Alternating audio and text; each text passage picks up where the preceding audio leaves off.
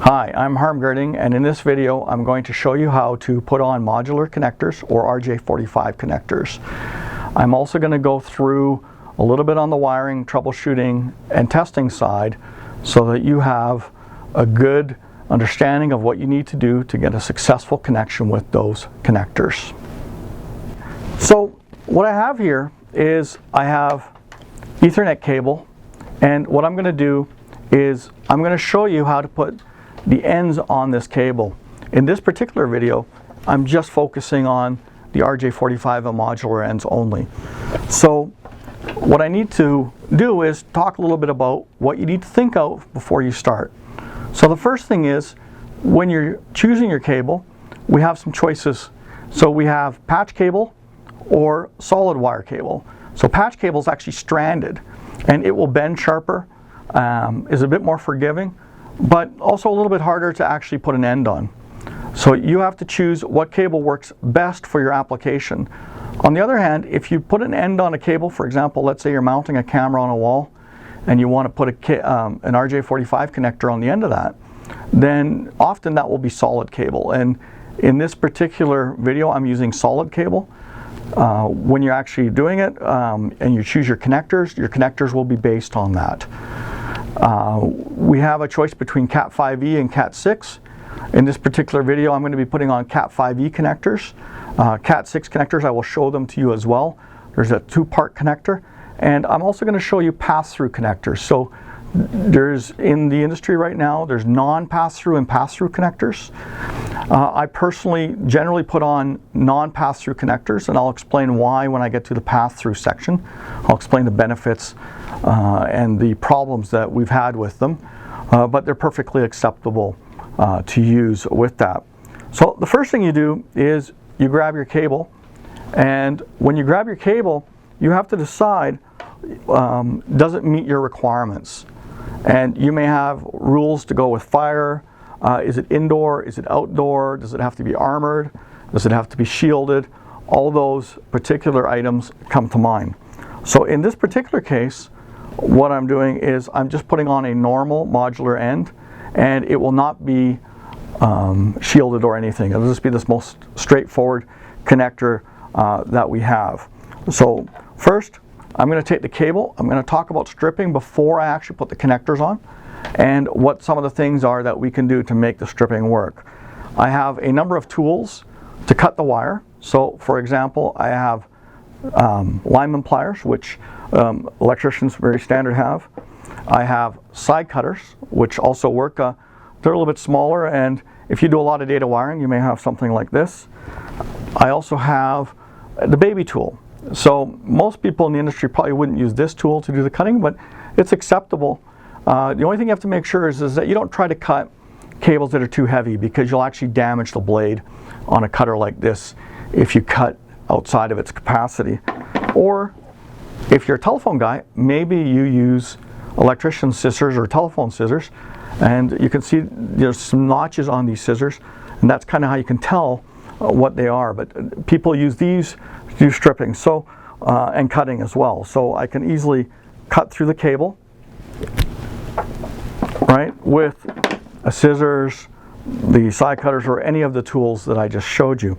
So for my purposes, when I cut it, I normally just use side cutters, and what I do is I just cut the cable, and the cable is now, you know, appropriately cut from the box. Obviously I didn't need to cut it with my little sample here, but I want to show you all the steps that I go through, so there's no magic. Now what I'm going to do now is I'm actually going to say, you know, how can I actually strip this cable back so that I can get the insulation off? And I'm first going to start with a dedicated tool for doing that. It has a special spot for doing actual Ethernet or Cat 5 cables, and I should really call them a Cat 5 cable, because Ethernet can be over different media. So if I want to be mostly correct, Cat 5e or Cat 6 or Cat 6a or Cat 8, those are all the different types of cables that I could be using for networking, and that tool will work perfectly for actually stripping a piece of insulation off of it. So what I'm going to do is I'm going to insert it on, and I've got two of them here, And what I've done is I've actually deliberately adjusted one of these tools so it's wildly out. So it's going to cut way too deep. And that's this particular one right here. And so what I'm doing is I put it on and I'm going to, go once around. And when you use a Cat 5e or a Cat 6 stripper, you should always really only ever go once around, or maybe even not quite all the way around. So I've gone all the way around with that tool. And remember, I said it actually would cut too deep. So what I'm going to do is I'm going to actually, you'll see it, the insulation's completely cut. I didn't actually have to do anything. It's cut right through. And if I actually bend it back, what you'll notice is that the actual Ethernet cable is cut through. And you can actually, if you look closely, you'd actually be able to see a bit of copper there. And there's little cut lines all the way across. And what will happen is when you actually put some pressure on it, they'll actually break there. They'll actually cleave when they actually do it. So this cable would now be unusable. Now, the problem with this is you actually could put this cable in and have it work. And then someone comes along and wiggles the cable and it breaks at that connector. So it's unreliable. And what we're looking for is consistent, reliable cables, not unreliable cables. So when I do it, one of the first things I do when I do and prepare with a tool is I actually get my tool and I adjust it. I'm just going to cut it off again with my side cutters, or my alignment pliers this time. And I want it to cut the proper distance. So I've got this one which I've adjusted properly, and all it takes for adjustment is to actually just move this wheel. And if you actually look very closely on this particular tool, it's actually got a plus and a minus. Plus cut deeper, minus cut less deep. On other tools, I have another tool right here. This is also a cutter, a cheap one that I bought. And in here there's a wheel, and I can adjust this wheel to actually, again, control the depth of my blade, which will then control how much it cuts. Now, what you need to know is that different brands of cable actually have different thicknesses of insulation. So what you're going to find is that some of these cables, the insulation is actually thicker or thinner from brand to brand. And so, my advice would be stick with one brand. If you're doing a lot of cabling, it's not worth it to actually get the cheapest cable every time. Get a good, consistent brand that works for you, and always buy that one. That way, when your tools they're correctly adjusted, manufacturers tend to be consistent, you get much better overall results. And actually on some sites, they may actually tear it out. They may say, no, it has to be one brand of cable. In fact, some sites have specifications that say you will only put this type of cable in. So just keep that in mind when you're choosing your cable for this purpose. But in this case, I'm just making a patch cable or putting an end on a modular end. So I've got that. So I'm going to take my tool that I've adjusted already. I'm going to go through, and I've got about 2 inches here. And what I'm going to do is I'm actually going to cut this back. So go around, and somebody's going to argue in the video and say, no, it's 2.5 inches. But so at the end of the day, I haven't measured it, but I do have it there, and I'm just going to slowly push, and you'll see the white line appearing, and you'll see that it's split. So I actually didn't cut through the insulation, I actually scored it. So I can actually take this and I can now just pull it right off. And the advantage of doing that is that I know for sure I didn't cut the cable underneath because I didn't cut that deep. All right. Now I have on here a little string when I cut it back. And the question is, what is that string for? And that string can be used for strain relief, but it can also be used to strip the cable. Now, normally on a long cable I can just pull on it and it won't happen, but on a short chunk like this it may actually pull out. So what I'm going to do is I'm just going to temporarily put a knot in here, remembering that I'm throwing this cable away. If I did this to a regular cable, you guys would say, hey, he's not doing it right, because this has actually damaged the cable and it would actually be unusable. But if I'm going to pull on this string, it's actually going to be a problem for me. So what I can do is I can just pull on it. Now, for some people, if you have a little bit of trouble pulling on it, you may take side cutters or something and put a notch in there, and just to kind of get her started. And what I'm going to do is I'm going to pull all the way down, and what I've done is I've pulled it out and I've actually stripped the insulation right off, so I can actually go to that length. And what I can do is when I get to where I need to be, in this case I pulled it all, which is probably a little bit further than I needed to, I can then use it. So if you don't have the proper stripping tool, let's say you only have a lineman, pliers, and a pocket knife, you can do that and you can actually strip the end and it would look like that. Now, I personally frown on that because I don't think it doesn't give you a nice round, even connector when you're done. So it doesn't look right. And so from my point of view, it's not really up to standard, but it's perfectly acceptable to do that if you need to, especially if you're just trying to get something to work and you don't necessarily have the right tools. Some of you will argue, well, then just go get the right tools, but how many connectors do you put on? If you put on one connector a year, you're not necessarily going to go out and buy the proper tools. So as you can see there, it's actually stripped and stuff. And again, this knot was just so I could pull on the string, so the string wouldn't actually pull out of the actual cable. Okay, I'm just going to throw that away, and I'm going to grab another piece of cable, and I'm going to do this again. So again, the one where I actually did it, I actually damaged that cable, so it's not usable. I should also point out that when we're looking at this cable, we should actually inspect it, the part that we can see, especially if it's coming out of a wall or a connector, to make sure it hasn't been damaged. Because if, for example, someone put a hard bend in it, so I'm just going to put a bend in it and damage the cable. And when I do that, you'll notice that it's actually bent like this, and I can bend it back, but you can see the white marks there. And that really indicates that some force went into it. Now, this cable may work just fine. And if you have a really long run and you just got one of these in there, you may end up leaving it. But otherwise, you would consider potentially replacing the cable. Now, if it's hard enough, so I'm just going to pull on this really, and people just pull these through and you see this on the cable, somebody hasn't been taking care in pulling their cable or doing it. So I would consider this at some point damaged, right? And again, you can straighten it out. So it can be a little bit hard to see that someone damaged it. But usually what I find is when people do a poor job, you'll find those marks all the way down the cable. And that, at some point means the cable is effectively, from my point of view, unusable. So we would not accept that. And I would make my guys go back and do it. And in fact, we've gone back and we did 14 runs in a building where one of the people that was working for me at that time had basically done that throughout everything. And we ended up replacing all the cable just because we were having issues with the cable. And when we looked at the cable, we found these marks everywhere. And we went, okay, well, that's not acceptable cable. Needless to say, he doesn't work for me anymore. I actually have another sample here.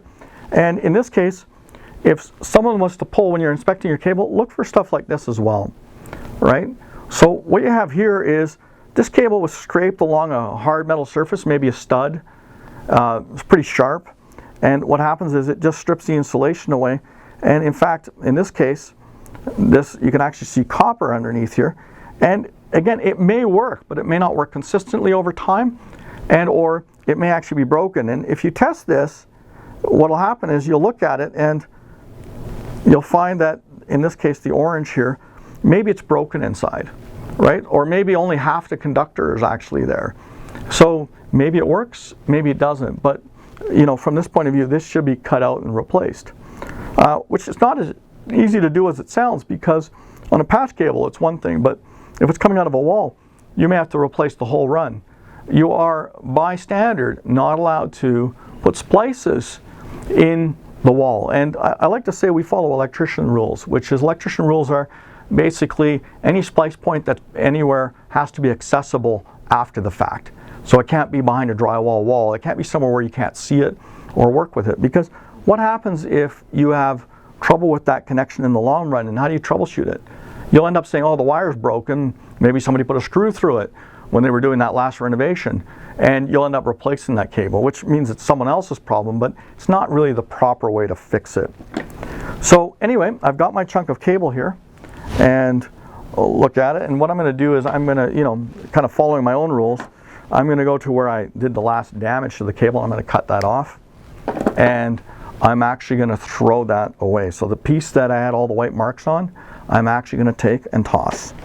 So I've got a short piece of cable here. It's about 2 feet long. And what I'm going to do is I'm actually going to put a modular end on that. So again, take my stripping tool, put it in there, run it once around, take the tool off, slowly bend it, and you'll notice it just barely, it scored the insulation. It didn't really break all the way through. So now it's done, so I can pull that off. Then this string should actually be pulled off, or not pulled off, cut off. So if you remember from when I did it with the alignment pliers, right, you'll notice that that was not nearly as smooth or round as this. This is a kind of a very good cut that we're doing. So this particular one is now usable for my work. And what I can do now is I can actually put the wires on. So I would now need to arrange them and kind of get them into the right orders. And they're blue, orange, brown, and green. And in fact, it's actually, each one's a pair. So if you actually look at it closely, you'll see that this one is, for example, the green, you'll actually see that there's actually a green stripe. Now, I'm going to say good quality cable. The white cable has a green stripe or mark on it. So that's what you're looking for. On poor quality cable, maybe it's all white. And we actually had a batch of cable which all the whites were white only. There was no what they call a marker color. There was no stripe on it. There was no circle on it. There was no line along the edge. In this case, there's a line along the edge of, you know, a different color. So it was just white. So if you stripped these and had the cable's ends apart and you didn't pay attention, you could very easily mix them up because white was white, right? You couldn't do anything else with it. So what I need to do now is I need to say, okay, what color do I need? And there is, when I'm going to be doing this, there's actually two color codes that we use for Ethernet, Cat5e, Cat6 type cables. And it's T568A and T568B. And if you look at the diagram on it, you'll see that the white-green is first, then the green, then it'll be the white-orange, then the blue, and then the white-blue, orange, white-brown, brown, and that is the color code for A. Now for B, the only difference is that we flip the orange and green pairs. So in B, it's white-orange, orange, white-green, blue, white-blue, green, white-brown, brown. And I suggest that if you do this a lot, you should memorize the color code. However, I don't recommend that you memorize the color code in its entirety. What I recommend is you memorize the A color code, and then you memorize that you have to flip the orange and green pairs, because then you don't mix up the color codes. I found when I tried to memorize both that I would look at it and go, oh, did I do an A or did I do a B? And that's a hard thing to work with. So I now just I've memorized the A, and I know I got to flip the orange and green, and I've really memorized both color codes, but it's much easier for me to do it that way. So that's what I've done for that. So anyway, it's on the diagram, so you can just take the colors from there, and you can easily look them on the internet. And there is actually tools where on the tool itself, they have actually written the color codes on the actual tool, right? So you can actually see them when you're actually doing it there. So you can see, you know, the A and a B, and then you can actually see the actual letters on it, and that tells you, and in some cases they've even done it in color. So you can actually just see the colors when you're doing it. Okay? So I'll just put that away for now. So that's kind of what we need to do to get a wire stripped. Now, the next thing I'm going to do is, how do I peel these back? Because I got to lay them out in a specific order, and you know, no matter what connector I use, that's going to be the same. And I'm going to go with the A color code. Now, people can argue. I've heard lots of stories about, you know, why to use A or why to use B. The actual standard actually recommends A, and when you cannot use A, you're allowed to use the alternate code of B. Now, when the standard was TIA, EIA 568B as a standard, people said, well, it's got to be the B color code because that's the standard, and that's actually not the case. But what you find is that certain regions will tend to use A or B color code more than others. Now, if I'm going to pick a color code, my recommendation is, what do you got in the building? So if you have an existing building and it's wired A, I would wire it A. If it's an existing building and the color in the building is B, I would wire that B. So I usually figure out what the building is and go with that. If it's a new installation, I go with one of two things.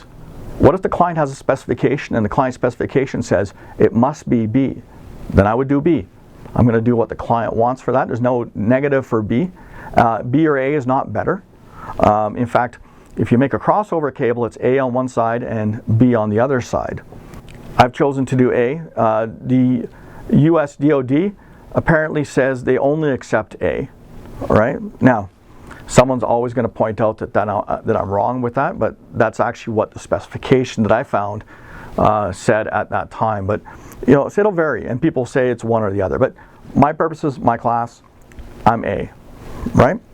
So now what I'm going to do is I first need to get white-green kind of stripped back, and I got to turn these. And turning these, this is actually, I think this is actually a Cat 6 cable I got here. But when I turn it, it's going to take quite a bit of effort, and that effort makes it hard. And if you do a lot of connectors, what you'll find is that your fingers actually start to hurt, right? Because it's a lot of friction moving it back and forth on this cable, and it makes it hard. So, and it's pretty stiff. So what I do is I put in what's called a crank, and I do this, and I just give it a bit of a twist, and now I have no finger pressure. I can, in fact, you can see I'm even with my fingers apart, I can turn that cable around, and I can slowly unwind that cable without any pressure on my fingers, and that's going to save my fingertips. So if you do one connector, it doesn't matter, but if you do many connectors, something like that may help you. Now, someone's going to go, oh, but wait, he's bent the cable at a 90-degree angle and that's too sharp. I'm cutting that piece off. I'm not keeping the piece that I bent. So there's no actual damage to the cable there. Now, I've also seen people where when they do it, what they do is they use a small screwdriver to actually do this. And what they'll do is they'll go back here to the beginning somewhere, and they'll have a little bit of a space, and you can see the bit of a space there. And what I'm going to do is I'm going to take a small screwdriver with a metal end, and see it's a metal shaft here, not a big screwdriver, and stick it through, and then I'm just going to pull slowly. You watch. I'll just pull it slowly. You'll see it unwind. And wow, it's pretty straight, right? It's actually done a lot of the work for me. So some people will go with that. I generally don't. I've heard the argument that maybe that puts too much pressure on the cable. I haven't ever seen that being a problem. I don't actually do it, but it's one or the other, and you have to choose what works best for you when you're actually doing it. So I'm going to lay that, get that organized, and I'm going to actually start organizing my cables down here a bit, so I'm kind of ready to put them in the connector. So what I've got is I'm going to put my finger underneath, and that's basically to prevent it from springing out of place. Now, if you do this right, your wire will stay perfectly straight. Now with patch cable wire, you'll find it moves a little bit more because the wire is more flexible, so you have to keep a little bit of pressure there. And what I'm going to do is I'm going to go like this, and I'm going to slowly straighten this out, and you'll notice it's pretty straight, right? And I'm really looking for straight wires. When people first start and they do this, what you'll see is you'll see very bent cables, and it doesn't work as well. So I'm going to make sure that I've stripped it back as far as I can into the insulation, so that do it. Now, Cat 6, you're allowed half a centimeter stripped. Cat 5e, you're allowed about a centimeter. Can't remember what that is in inches at the moment. I was first shown it in centimeters, so that's what I remember. And kind of go through that way. Anyway, so I got that, and I'm going to take my blue here. I'm going to do the same thing. I'm just going to put a small crank, and I'm going to do this, slowly turning, and you see the bumps. And some people, when they'll try to do it, and they'll go, okay, you know, I got the white, green, orange, and then I'm going to put the white, blue there, and they just leave it all bumpy. And actually, I still managed to straighten it out pretty straight, but what that actually causes is an issue where the connector is hard to put in. So if you prepare your cable properly, it's going to be much easier to put that connector on. If you prepare it badly, it's going to be very difficult for you to put that connector on. So kind of going through, I'm going through, and I'm actually give it a little bit of wiggle back and forth, and again, if I do it, I can let go, and it's pretty close to staying where it needs to be. So white, green, green, white, orange, blue. Then at this point, white, blue, orange, and then orange. And you can see that I'm trying to keep them neat, and I'm trying to keep my overlap kind of to a minimum. The end doesn't matter as much because I'm going to cut it off, but I generally like to make a whole bunch of it kind of straight. Right? So you look at it, I've wiggled it, and I like to do a little bit of a sideways wiggle rather than just slide like this. I actually do a wiggle like this as well because it helps them lay side by side. And you can see that they're actually laid very tightly to each other. Now I just have to do the brown cable, so I'm pull that over and do it. Now, as I pulled it in place, look, my cable jumped. And it's actually, the orange and the blue are now side by side, so I got to fix that. So you have to keep an eye on it, make sure that your cables don't go out of place. If you do a lot of these connectors, you'll find you daydream. You're thinking about what you're buying for groceries or for dinner on the way home, and you won't even notice that you made a mistake, or you'll wire it upside down or something. So you just got to look at it once in a while and make sure you're still on track. And so I'm just going to put those in there, and again, kind of run my fingers through, then kind of go from side to side, and I've got them pretty even, right? When I'm actually doing it. So it's going to be very usable kind of at that point. And you notice they're not jumping around. So I just let go of it all, and I'm moving it around, and they're not popping out of place. If you don't put that effort into getting them straight, they pop out of place. And that's why people have a lot of trouble with these connectors in many cases, is because since they popped out of place, they're going, oh, how do I get them in there without them springing apart? Well, if you notice with mine, it doesn't spring apart because I spent a bit of time actually getting them lined up nicely. So what I need to do now is I need to figure out how long a connector to put in. And so I'm going to start off with the Cat 5e connector, which is here. And this particular connector it doesn't have holes through. It's not a pass-through connector, right? Now, I also have here the pass-through connectors, and these ones, it says easy on top because they're supposed to be easier. We'll do those second, right? And I'll talk about the positives and negatives of them right now. Some sites don't allow them. So in my case, we pretty much only do the standard ones, but I do have the easy ones in place there for doing it. And I also have Cat 6 connectors. Okay, so I've got my cable wire, and I've again just have to choose my connector. So in this case, again, I'm choosing the non-pass-through. I consider this the regular or standard connector, and there's no holes at the end. So I'm going to actually do that. So the question is, how long do I cut it? So the first thought is when it's all done, the insulation has to go to here. So it'll have to be like right there when it actually does its insulation. But what I found is that, especially on indoor cable, it's going to push back into the insulation, you know, a 1/4 inch, right? Part of you know, 3 or 4 millimeters, whatever it happens to be. And so what I actually do is I actually take about half that distance to the end and actually cut it so it's longer. One of the big problems that people run into with these connectors is they don't do them long enough. So what will happen is you'll look at the connector and the wire is barely touching, and it's because it pushed in while they were pushing it in. So what, they measured it out perfectly. They did a great job of measuring it out, except they measured it out a little too short because, again, it pushes back into the insulation. Now, so I'm ready. I'm holding it here. I got my finger here at the end, and I can then take my side cutters. I'm going to cut at my fingertip.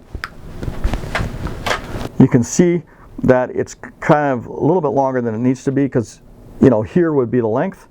And when I actually push it, first I make sure of my wires. I take one last look at it. And one of the easy ways to check it is to go light, dark, light, dark, light, dark. Right? You'll notice because it's white, green, white, orange, blue, right? So it's light, dark. So that's a quick glance at it. If I see 2 dark colors beside each other, I know it's wrong. Unless, of course, you're making a different cable to a different spec. And I just slide it in. So I just slid it in, and that was really easy. So I'm pulling it back out, and you're going, wait, you pulled it back out? And I say, yeah, you can pull it back out. See, if I've done my job properly when I prepared the cable, it doesn't really pop that much. So what I want to do is when I insert it, I really, if you don't have a lot of experience, what I did is I actually put it in a little bit of an angle. And the idea with the little bit of an angle is that it slides along the bottom. It doesn't hit the triangular part. It doesn't get caught. So it doesn't bunch up. So as it slides in, it just slides into the hole. Now, the difference between a good quality connector and a poor connector is sometimes how well it slides. So I've run across connectors where I can barely get the cable in, right? Like getting the cable in is a miracle, and that could just be a bad batch of actual connectors. So I've got it here, and I'm actually going to push it all the way in to do it. And if you look here now, you'll actually see that I actually have it all the way to the end to where it stops. So it's far enough, and it's past this little triangle. See, we need insulation in here in order for it to work properly. If your wire was back here and your insulation stopped back here and you had straight wires going in here, right? I would say it's a failed connector, right? It's only acceptable if the insulation is inside the housing. Now, it doesn't have to be perfect. It doesn't have to be all the way to the end. But the idea is that this triangle catches the insulation because it provides strain relief. If you don't have that, then all the pressure is on these little metal tongs that you go down. So when I crimp it, these metal pins will be pushed down into the wire. And that's the only thing that's holding the wire in place if you have your insulation further back. So I definitely don't recommend that you do that. I recommend that you get it a little bit further when you're doing it. So the next thing that I got to do is I have to pull out an actual crimp tool to actually crimp this in place. And I have 3 different ones here. So just let me show them to you kind of one at a time. I have a standard one tool here. It does the 4, 6, and 8 pin connectors, and I can just insert this. Always remember, now this one they make it impossible, but on some of the tools you can actually insert it from the wrong side. You can actually put it in with enough force, and I've had this happen several times with people, and put it in backwards. So make sure that this is actually accurate. So when I'm putting it in, it's on the right hand side when I'm doing it. I have another version of the tool, and I'm going to be using this one a little bit later. This one actually has a cutting head on the back. It's got a razor blade back there to cut the wires off, but this can also be used for these connectors, and I can just put it in there and does it. And you actually, this one only has a 8 and a 6. It doesn't have a 4 separately. And then the last one is this tool right here, which also has a 6 and a 5, but the orientation is completely different. And this tool, you're putting it and you're holding it like this when you put it in. Now, the advantage of this tool is I'm not holding it as a lever. So if you're having a bit of trouble getting it lined up, right, this one right here, when you're holding it way down here.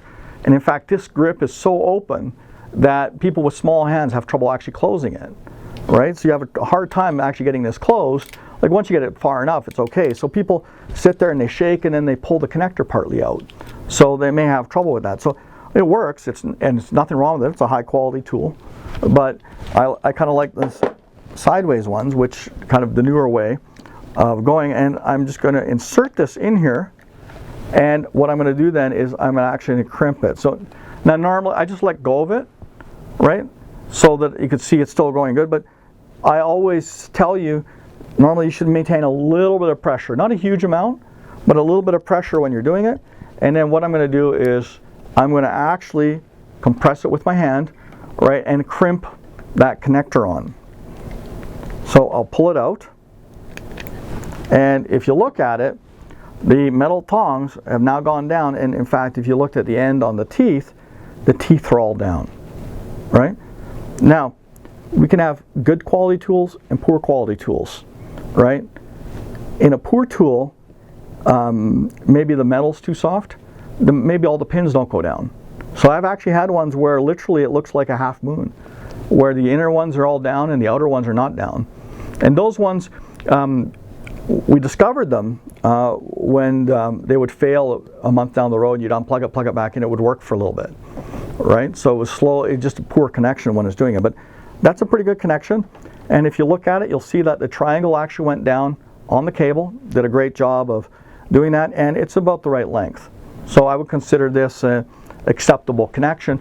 Having said that, until it's tested, is it acceptable? Right? That's something you have to answer for yourself. After a while, you get really good at this and you're like, I'm not even going to test it, I'm just going to use it. And you know, at the end of the day, maybe you should be testing everyone before you do it, right? That would be the actual consideration when you're actually getting it in place. So we have that, it's on there, and that is what's required to actually put a modular end on a cable, right? Plus some extra information to kind of make it understand, you know, what you're looking for and the like when you're doing it. So it's a little bit more than just, hey, this is how you put an end on. So the next one is, I'm going to actually do the pass-through connector. And the pass-through connector is going to be very similar to this, except the wire is going to stick through the connector. And this is the easy connector. And some people say that these connectors are better. And I'm going to say, well, maybe. And let me give you some kind of thoughts on that. And that is that we've had a couple of issues with them. And they work, but you have to make sure you use them properly. And you have to use them with the correct tool. So the first thing is that in order to use these, what we call the easy connectors, what we need to do is we need to actually make sure that our tool will cut. If our tool will not cut, then we should not be using these connectors. Okay. So I've got these pass-through connectors, and if you actually look, there's actually a slot at the end. So there's basically a hole. So you'll see my wires actually coming out of these connectors when I'm doing it. Okay.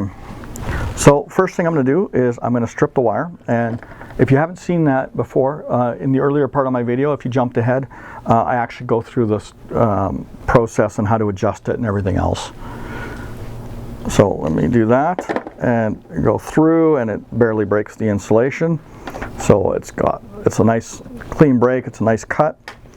Then what I'm going to do is I'm going to cut the string off because we don't need that. And in this case, I'll just use a set of electrician scissors to do that. It doesn't really matter which tool you use.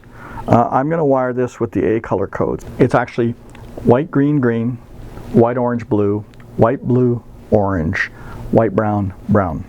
So I'm going to do it. Now, what I suggested in the other part of my video is that we put a small crank in here to undo these, and that's what I'm going to do. So I'm just going to put a little crank, and I'm going to crank it just so I don't have to put so much pressure on my fingertips. It makes it easier to do, and quickly do that and get that in place. So we'll strip that back nicely.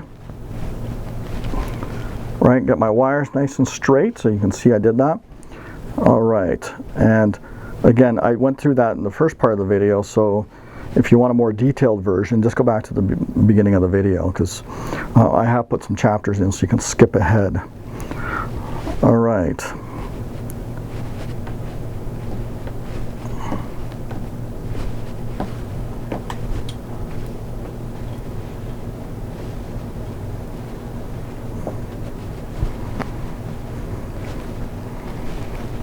So slide along, again, get my wires nicely organized. Some on the white, orange, and now I got to just run this brown one around, and that'll be the last one that I do. I'm just going to clean this up. It's when I looked at it, the blue's kind of wrapped around a bit, and it makes it harder to insert. So I'm just going to undo it one more twist when I'm actually doing it. There we go. Get it laying by side again. Undo this and go back on my white. Now, if you use an easy connector, maybe you don't have to be as precise, and maybe that's why some people like them better.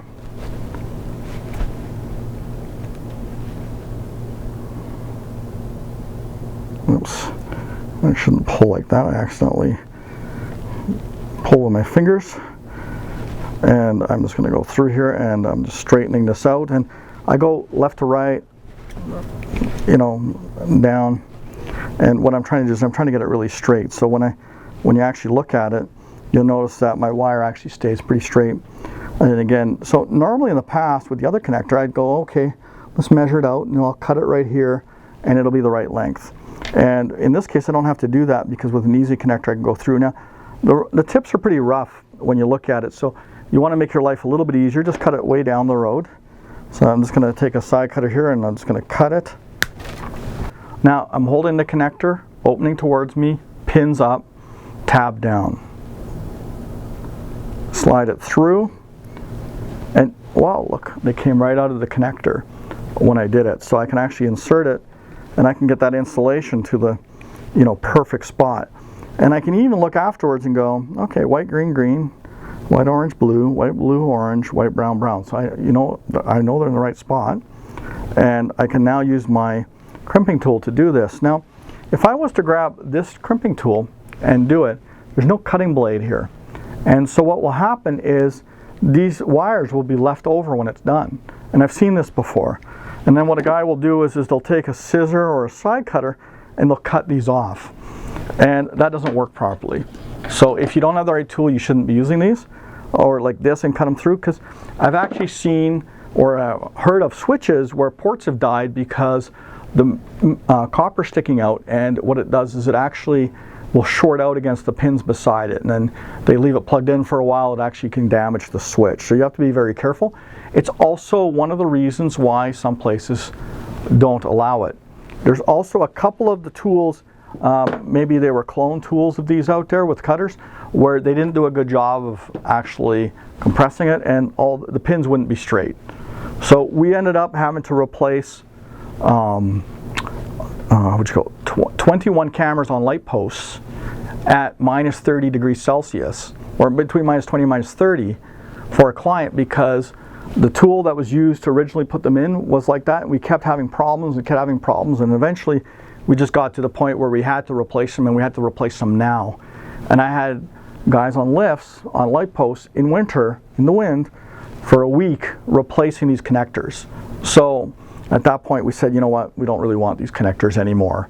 And it was probably the guy's tool, right? I'm not saying the connectors are bad, because I've seen a lot of success with these as well. And some people say these are the best connectors they've ever worked with. So, you know, if they work for you, they work for you. Let's use them with doing it. But I basically have my tool here with the cutter, right? And I'm going to insert the wire through, and it's going to go through.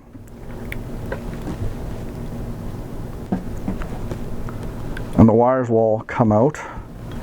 It's being a little bit argumentative. There it goes.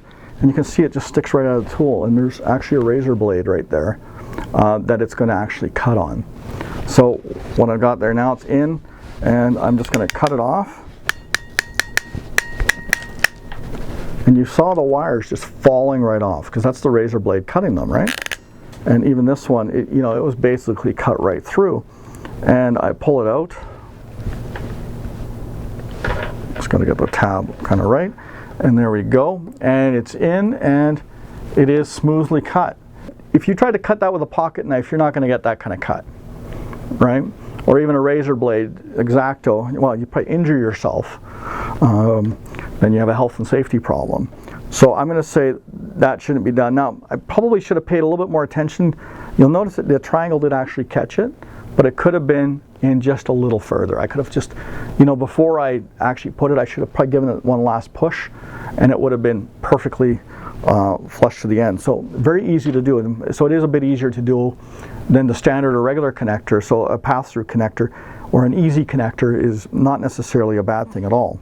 So that's what it takes to put an end on a cable. So I've got two ends now, and I had to put two ends on because I wanted to test to see if they actually worked. And I have some testers here to actually test them for usability. So before I test them, again, did the triangle actually get strain relief on them? Are they all the way in? I always take a look at the back of them and the sides to make sure it looks like they went in correctly. Did they actually, go through properly?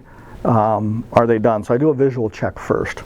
Because if I see a visual check that I just do a color look. If I see it's wrong, then why even go to the next step of testing? It's wrong. In fact, one of the common mistakes people make is when they're actually doing this, they actually hold the connector upside down. And when they hold the connector upside down, of course, they wire the whole thing backwards, because they do the color code the same, but the connector's upside down. So you literally get what's called a rollover cable, where every connector is reversed from what it should be. So anyway, I pull out my tester and do this. Now, if you used a different color code, it will work. However, you have to understand that the reason the color code is the way it is because the transmit and receive pairs are together.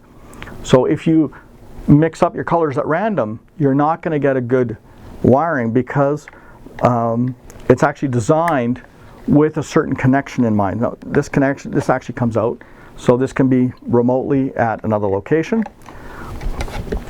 I plug both sides in,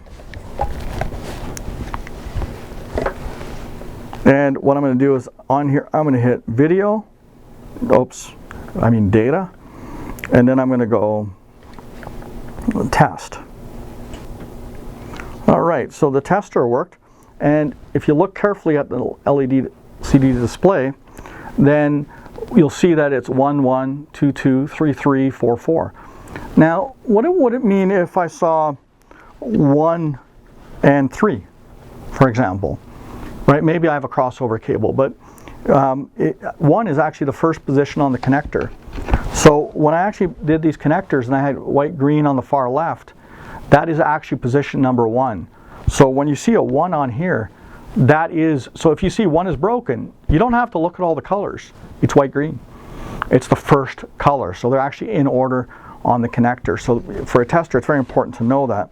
Now, some testers only show you half at a time. They kind of go back and forth. They're really cheap, and I actually try not to get those because what I find is that people have too hard a time interpreting what the information means. But in this case, it's very clear. 1 is 1, 2 is 2. It actually says the word pass here, and then it goes all the way across to number 8 and doing it. So anyway, if you have the numbers all mixed up, then you know you got a problem. The next thing is if you test it 3-4 times and you get random results, like it's literally like every time you test it you get a different result, or it says something like every cable's connected to each other and everything looks perfect, maybe you have a low battery on your tester. The testers will tend to do weird things if the battery is low. Alright, so I'm going to pull out the next tester.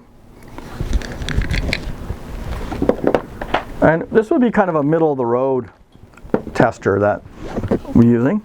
And very similar, it actually does a little bit more. And hook it up, and again this piece comes out. And you can actually get remotes for these with numbers on them. So it can be 1, 2, 3, 4, 5, 6. And you can then go and test it that way. So I'm just going to turn the power on. Right? Screen lights up. It takes a moment to come out. If it's got a battery warning on your tester, or it's got a low battery symbol, remember that can affect your results. So I'm going to scroll down, and I'm now on cable test. So that means I'm ready to test. And what I'm going to do is I'm going to hit the OK button in the center, and little hammer's moving, and it's actually doing a test, and it says pass, and it also gives you the 1 for 1, 2 to 2, 3 to 3 all the way across. So it actually makes it easy for you to tell exactly kind of what's going on there. So testers with numbers going all the way across are the best testers out there. If they have lights, just lights going through, and you see a light hopping, so it goes it's just an LED light and hops from one number to another, you could tell what pairs are going across are wrong, right? Because they will generally test each one. So it's just a matter of learning your meter a little bit and interpreting that result. So I'm just going to hit exit here. When you have a meter like this, when you're not using it, you generally turn it off because they will tend to eat batteries. And when they eat batteries again, you sometimes get anomalous or weird or wacky results because the battery's low, right? So it makes sense. So this is a simple cable that we've made, and I've kind of tried to cover the different aspects of it. And again, I did both a normal connector and a pass-through connector. If you enjoy the technical information in this video, please feel free to subscribe to my YouTube channel, Security with Harm. Thank you for watching.